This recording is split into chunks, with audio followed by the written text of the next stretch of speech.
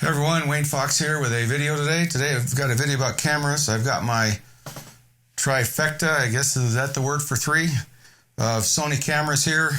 Everything from the RX100-7, this is my A6500 and my A7R4. I've been using Sony quite a long time. I used to shoot Canon quite a bit. I'm mostly medium format now, but I'm getting to use this a little more because of the A7R4 image quality is getting really, really good, and I can just shoot a few shots, and I've got close to my 150 megapixel image resolution. Excited to try the pixel shift when the weather breaks around here and I can get out and really find something with some great detail. Anyway, the reason for the video, I don't do many camera videos because there are so many guys out there that do such a good job. If you want to know anything about a Sony camera, go watch Mark Gaylor's videos. Anything that you need to know, you can find in one of his videos. He just does an amazing job. And then I watch Tony Northrup once in a while. Same thing. He'll just go through every single thing you need to do, and it's an hour-long video. But if you need to figure it out, he's got timestamps. And I think about the preparation that those guys put into those videos and the work. And, that's not me. I'm a little bit of a lazy guy. I'm kind of retired, and I'm just kind of having a good time.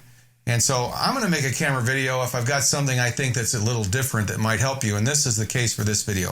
This video is why I decided to upgrade my A6500. The A6600 came out a little while ago, and I just bought one.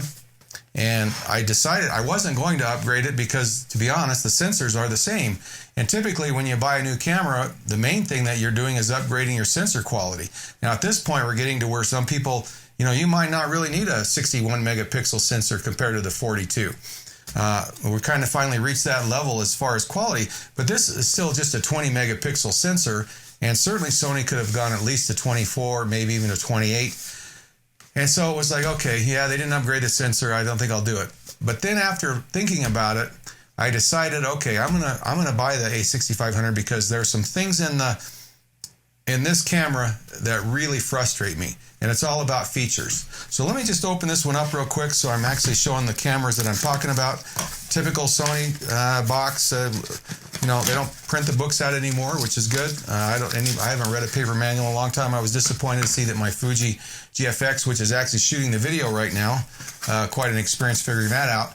I was disappointed they printed a full book in multiple languages. And man, don't you guys get it? Nobody reads these paper books anymore. And if they want one, have them ask you and mail them one. I just download it and put it on my iPhone. So it comes with a little stupid charge brick. They still don't give you a full charger. Kind of a pain. Obviously the strap. And here's something I need, another USB micro cable. I think I've got 76 of them so far. I should count them. And of course we have the battery and the iCup. And of course here's the main part of what's in the box, our new camera.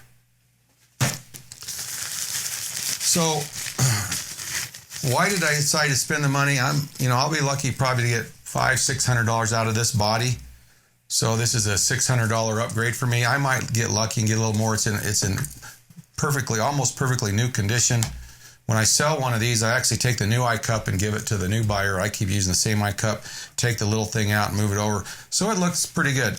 And there's a few things that they took away on this camera and a few things that they added, but let me just go through the reasons I decided to do the upgrade. First of all is the battery. This uses the same battery as my A7R4. And if we want to pop this battery out, if you haven't ever compared them,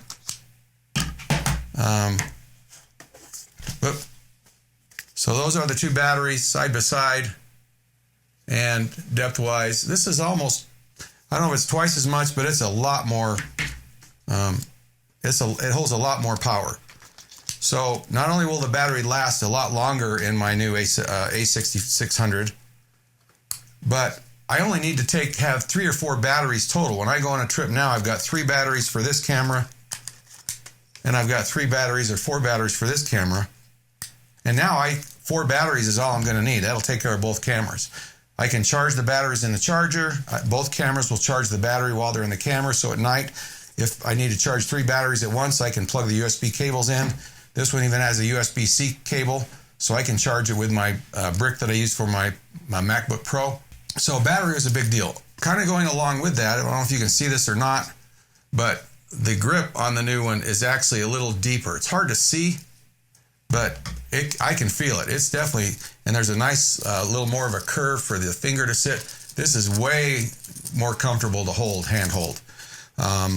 Now I do have big hands, and so people with smaller hands might actually think this one's more comfortable, but I can't even get, you see here, I can only get 2 fingers. I can barely get that 3rd finger on here. And here, all 3 fingers are on there pretty solid because it's just a little bigger and I get up a little further. So that's reason number 1. Reason number 2 has to do with the menus. Now, I don't know if any of you if you shoot a Sony, you know what I'm talking about. Their menus are really kind of bad. A good example, on this camera, there's 3 different places and 3 different settings for image stability, and they're not next to each other. And I agree that, yes, some are related to movie and some are related to other, but to me, image stability is image stability. I don't care if I'm in movie mode or not in movie mode. Now, maybe they like it so movie mode has its own setting and that makes sense, but then it's also got active stability. And I guess that kind of crops in and gives you more latitude so you can do kind of a gimbal effect like a GoPro 7 does or something like that. Well, a few models ago, they started adding what they call My Menu. And this was really cool because you can make your own menus. You can make several pages. So you can decide when you're out shooting this type of work, the things that you're most likely to need, and put those items in the menu. And then you could have a menu that shows your movie things. The thing about the HDMI setting on the Sony, you've got to go to 3 different menus or 4 different menus to set all the HDMI up, depending on what you're saving to your card, or if you're like right now, I'm putting the HDMI out to a capture card. There we go. And so what I've done is in the My Menu, those are all now in one location. So the My Menu is a really big deal and really helps streamline things and make it a lot easier. Just getting to format. I don't know about you, but I want format to be like the top item in a menu. Well, you know, in My Menu 1 or 2 or 3, format the card can be the top item. I can get to it just like that. And the nice part is when you hit the menu button, it by default will go to My Menu as the first menu if you've got something in My Menu. So that makes that's added to this one. It's not in this one. This one is a real pain to work with.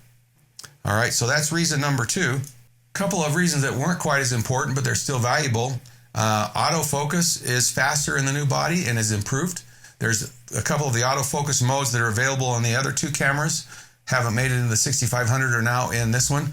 So basically the focus modes and the autofocus modes, especially for video, now work the same in all 3 cameras. And really when you get down to it, that's when I'm at. I got really tired of trying to figure this camera out because I get used to these and the features it has, and then I go to use this one to shoot a video and suddenly it's, okay, well, how do I do that on this stupid camera? Another one is the tilt of the screen with the A6500. That's all you got right there. And with this camera, you can actually flip it up and raise it up so you can sort of see it. Now, that's not a big deal, but to be honest, there are times where you're, I'm out in the field, starting to do a little more work in the field, and I'm shooting a video of me talking about my location or about my camera, and the camera's pointing at me, and I don't know if I'm cutting my head off or not if I'm using this one. Typically, I've got this one and this one in my camera bag with me, and a lot of times I've got this one in my pocket. Now, this one's great because it does the same thing. I can tip it, and a lot of the videos I shoot with this, I can get it, and, like I said, you can tell if you're actually in the shot, centered where you're supposed to be, and so they added that to this one, which helps as well. They've also, from what I understand, added a they've separated the speaker, the microphone, and the audio out, so you can actually use headphones and a microphone at the same time. Anyway, a lot of people think that's nice. I don't, because I never listen to the audio. And the last thing is My Menu. Let me grab my phone. If I turn on my A7R4 and I open up the Sony app, and I'll shoot a video of this over my shoulder so you can actually see it. All I've got to do to connect to this camera is hit the button here, tell it to join, wait 15, 20 seconds.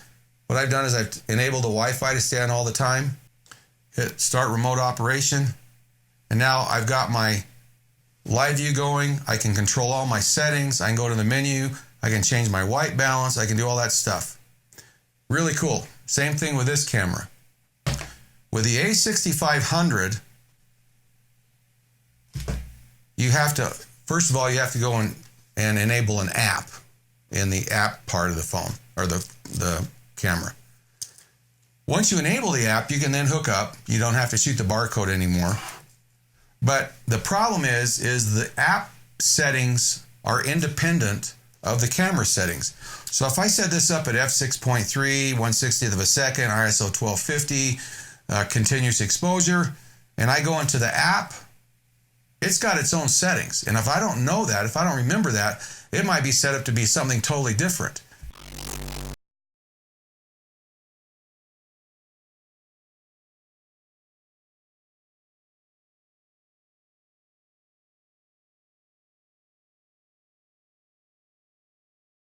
And so you've got to, the app is completely separate. With these cameras, you just go into remote mode and you start taking control of it. Now for me, using a smartphone is, I use it all the time. Let me give you two examples of cases where I got a shot that I would not have been able to get. Well, I could have got one of them without that, but I'd have probably caught a cold. So I was in Colorado.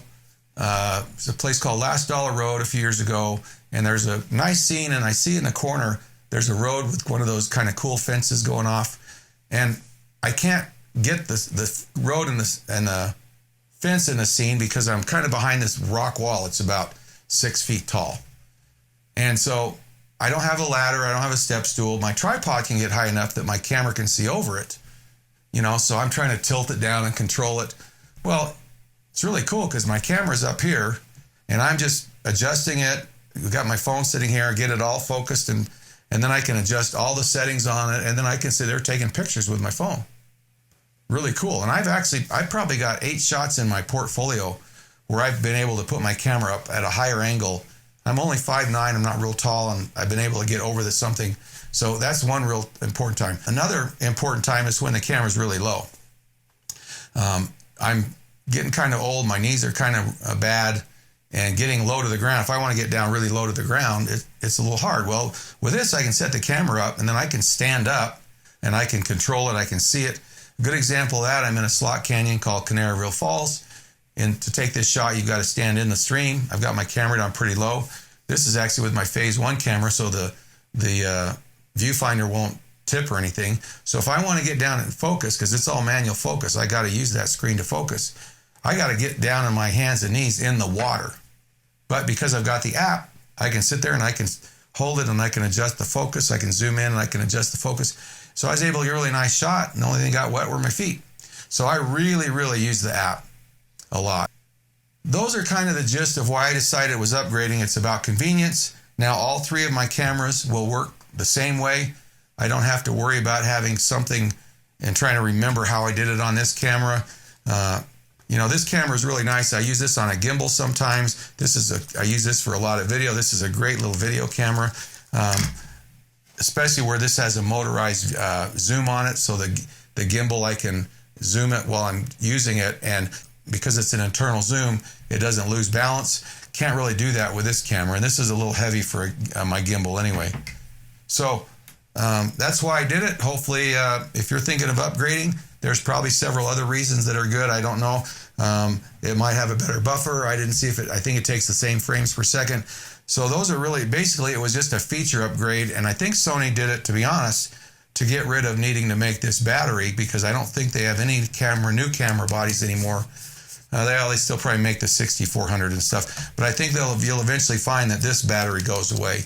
And they're going to standardize on the battery that they have in this one now.